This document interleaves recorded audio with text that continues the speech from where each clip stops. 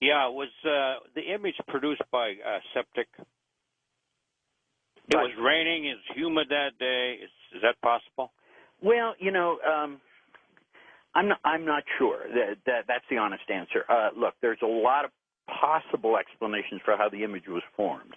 A lot of people think that it was the oil, the spices, the blood, the perspiration, any or all of which may have contributed to the image. Remember, we're dealing with a very arid part of the world. So I don't know how humid it would have been. If it was raining, certainly the humidity would have been higher than normal. Sure. So that's all I can say is that I guess that's possible. Yeah, I believe that was the worst day Jesus had in his life. But did the Bible say it was raining and humid that day? Well, it makes sense. Well, the storms came when he died, apparently. That I do know. I don't know. I don't know the Gospels well enough to be, to give you a definitive answer there. All right, there you go. Thanks. Let's go next to Kevin in California, first-time caller. Hey, Kev, go ahead. Hi, how you doing, George and Barry? I've been looking at this shroud for a long time, and I looked at the scientific. They did a movie on it with a scientific individual that when you die, you go see a coroner, and he tells how the person died. And I take a look at the book of Isaiah, chapter 15. Well, we're going to lose you, Kevin. I was going to say I'm having trouble hearing the question. We lost him. Try to get back in, Kevin, if you can. That line's still open for you. Mesa, Arizona, west of the Rockies. Hello, Jeff. You're up with us on Coast to Coast. Go ahead, Jeffrey. Good evening. Thank you. There was a documentary done some years ago where the face portion of the shroud was scanned with a comparative analysis of light versus dark, and they were able to produce a 3D image of the face. And they were all agog at how could this possibly be? And my question is any thought ever been given to perhaps expanding this, making a 3D model either virtually or physically to try and see if this can be reproduced on other cloth? Well, I don't know that if anybody's tried to do it. Well, everybody who's tried to duplicate the shroud has tried to capture the spatial or three-dimensional information that's encoded in it with very poor success in every case.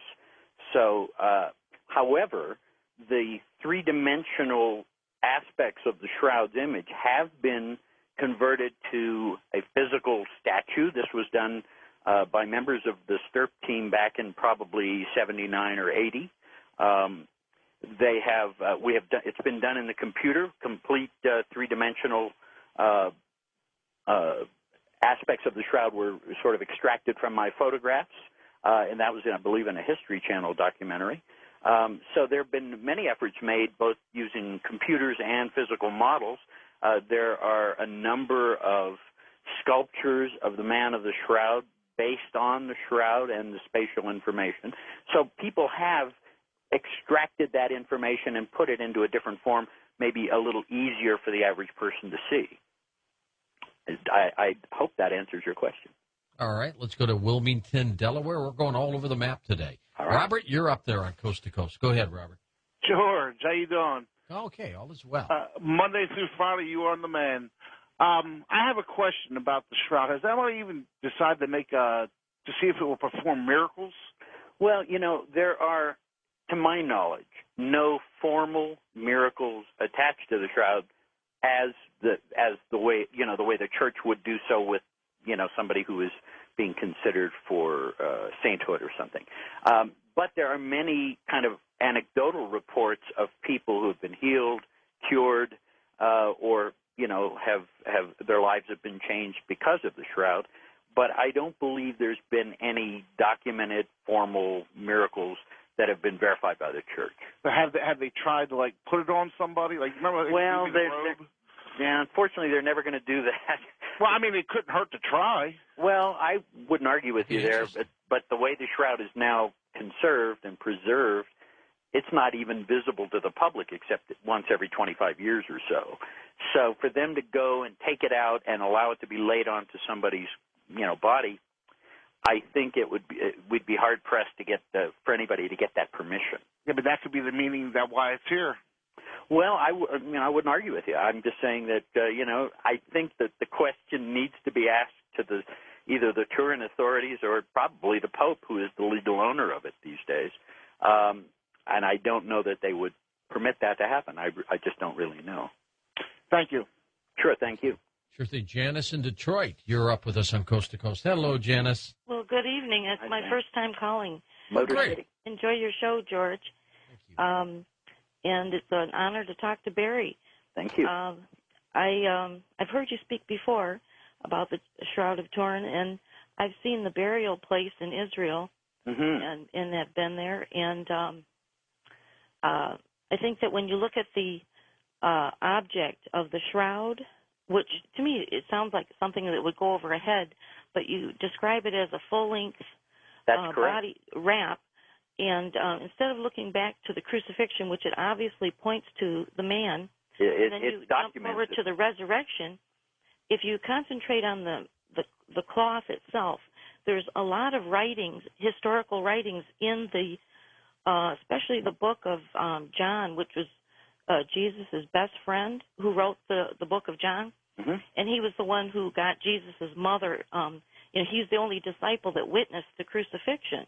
True. And so he writes about this linen clothing, and there was two other Jewish guys that were secret disciples that were in the Sanhedrin, and one was Joseph of Arimathea. He was a wealthy man. It was his grave that it was his cloth, and yeah. I think and then I pointed the out other one was Nicodemus, and they both were secret disciples. They would, because they didn't want to. The Jews would have kicked them out of the Sanhedrin if they would have known that they were, secretly into Jesus and his miracles and so on. But it said that they brought a mixture of myrrh and aloes, about 100 pounds. Right. And I think that's some of that stuff you were talking about earlier, the sugar. Well, actually, no, we would have gotten it. That's a completely different chemical makeup than what I was discussing, which was a treatment for the cloth by itself when it was being manufactured, not after Jesus had been laid in it. Now, let's talk about those spices for a second, because, if you notice on the shroud, there are no side images of the man's sides anywhere. Okay. And I believe, and this is just my own personal theory, that they may have taken jars or sacks of spices and placed them around the body with the intent of coming back to finish the preparation for burial that they were running out of time on because of the Sabbath. And when they laid the cloth over him, that would have then kept the sides from coming near enough to the cloth to be imaged. So that's one theory. Again, we can speculate on these things, but there are some things the shroud can't tell us, and so we have to either interpolate. Well, it helps to preserve the body because it was the manner of the Jews' way of burying with the spices too. Oh, absolutely. As a form of preservation. But also, in another chapter in that same book, it talks about when the first two disciples saw the grave that was open, and if you study that, you'll find a lot of information about your shroud. But it talks about the linen clothes that were lying there. And then they said that there was a napkin that was about his head. That's correct. That's a separate cloth. Yeah. It's kept in Oviedo, Spain. It's been there since the 6th century. Gee, so they've got that too. It's called the Sudarium of Oviedo. It has blood stains and other fluid stains from the nose and mouth, but no image. It would have been removed from the body before they began to clean the body, but it would have been kept in the tomb, as it says in the Gospels, because, remember, Jewish custom law is that any fluids or anything from the body have to be buried with the body so that when the Messiah comes and you're resurrected, you're intact. So all of these, even in modern-day Israel after a terror attack, they have righteous men going around picking up pieces of bodies and sopping up the blood and keeping it with the bodies so that it can all be buried together. It would be interesting if we could match the blood from the shroud to this cloth. Interestingly enough, George, some efforts have been made to do that. The problem with that is this. The only thing they could really do is a blood typing, and the frustrating part of that is old blood, the enzymes in blood that are responsible for the typing, it degrades. And once they've degraded past a certain point, you'll always get a type AB. and that's what they found on the shroud, and that's what they found on the sudarium. But because all old blood types AB, it's not a valid comparison, unfortunately.